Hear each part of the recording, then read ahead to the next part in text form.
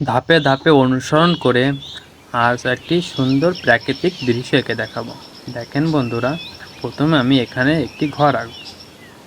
আমি যেভাবে দাগ দিয়ে ঘর আঁকবো, তোমরা সবাই ঠিক এভাবে আঁকবে।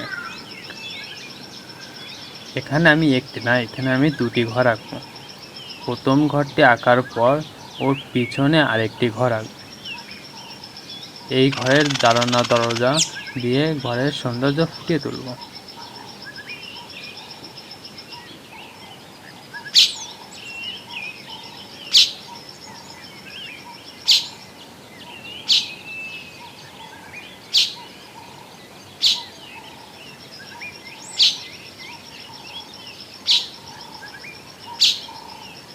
দেখেন বন্ধুরা, পাশাপাশি দুটি ঘর কত সুন্দর লাগছে।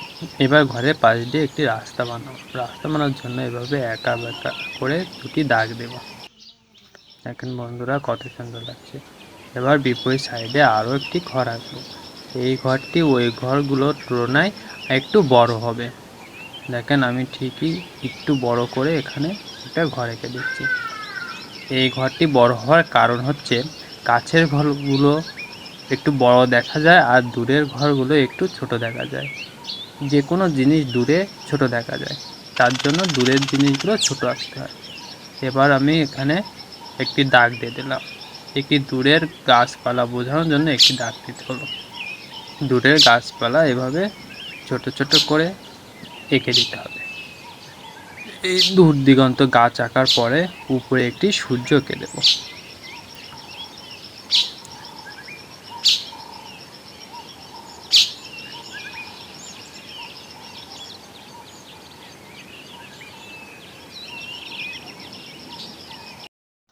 দূরে গাছ আঁকানোর পরে আমি এখানে কিছু ঘাস আঁকতে পারি।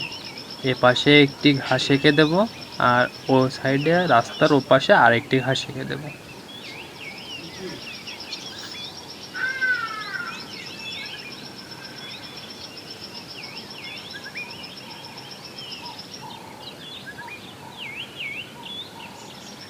দেখেন বন্ধুরা, কত সুন্দর লাগছে ছবিটি। ছবিটি আমি এবারে এক্সপ্রেস করে দিচ্ছি। আমি আরেকটা কাজ করতে পারি, সেটা হচ্ছে রাস্তায় রোদ্দুরে ছাতি মুড়ি দিয়ে একটা লোক হেঁটে যাচ্ছে, সেটা করতে পারি।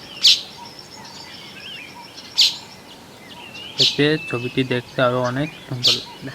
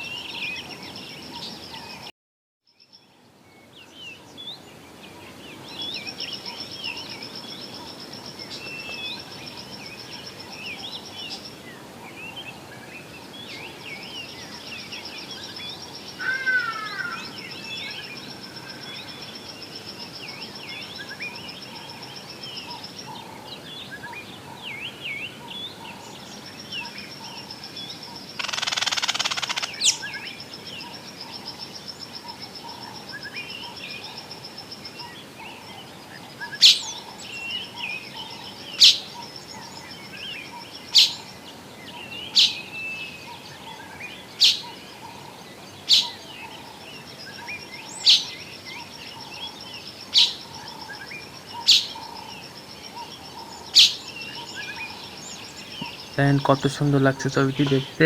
এরকম ছবি আঁকা শিখতে হলে আমার চ্যানেলটি সাবস্ক্রাইব করে রাখুন। ধন্যবাদ সবাইকে।